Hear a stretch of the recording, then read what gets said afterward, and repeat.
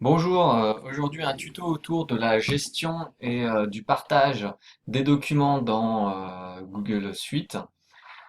Donc je vous rappelle que vous pouvez accéder à tous les services de Google une fois que vous êtes connecté grâce à cette icône là sur la droite en haut. Cette icône qui ressemble à un carré avec plusieurs carrés à l'intérieur. Si vous cliquez dessus, vous voyez qu'il peut apparaître la partie mail, agenda, drive, et c'est bien entendu la partie drive qui nous intéresse. Donc si je clique sur drive, on voit la liste des documents qui ont été créés sur votre drive. Donc là j'en ai beaucoup. Si vous voulez créer des documents, vous pouvez faire nouveau. Donc nouveau Google Docs, c'est-à-dire un traitement de texte, Sheets, c'est la partie tableur, et Slides, c'est la partie diaporama. Donc si je veux par exemple créer un Google Doc, il suffit que je clique dessus. Je peux tout d'abord, c'est mieux donner un, un titre, ce sera mieux pour la suite. Je peux créer mon texte comme dans un tableur, c'est classique. Ce document, normalement, est enregistré automatiquement dans le Drive, c'est pas la peine d'appuyer sur enregistrer ou faire quoi que ce soit. Vous voyez, lorsque je retourne dans la partie Drive, dans l'onglet Drive, il y a document de texte qui a été créé. Voilà. Document de texte 2 de test 2 que je viens de créer tout de suite là. Je peux gérer aussi mes documents en rajoutant depuis mon bureau. Donc par exemple, si je vais dans le bureau, sur le bureau, et que je veux mettre un document qui s'appelle bulletin officiel de première S, il suffit que je le prenne sur mon bureau et que je le mette à l'intérieur. Donc voilà, je peux le mettre hop dedans et normalement BO s'est retrouvé ici. Vous voyez. Donc ensuite je pourrais le partager. Il est sauvegardé dans le cloud en tout cas.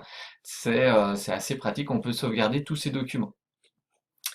Ensuite la partie partage. Alors la partie partage peut se faire de différentes façons. On peut la faire directement dans le document qu'on a créé.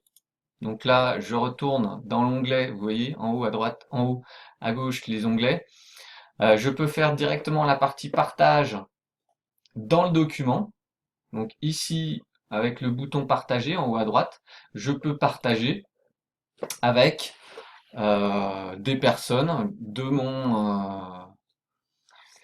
euh, qui appartiennent au domaine.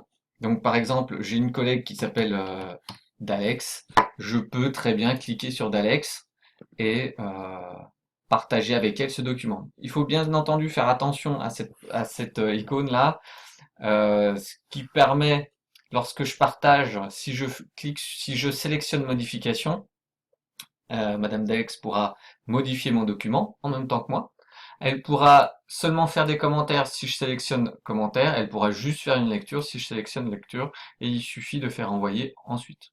Voilà. Donc il y a juste à ensuite mettre l'ensemble des personnes avec qui vous pouvez partager. Voilà. Vous pouvez aussi obtenir un lien de partage, c'est-à-dire un lien que vous pourriez insérer par exemple dans un mail en cliquant sur obtenir le lien de partage, ici, en haut à droite, là, ici.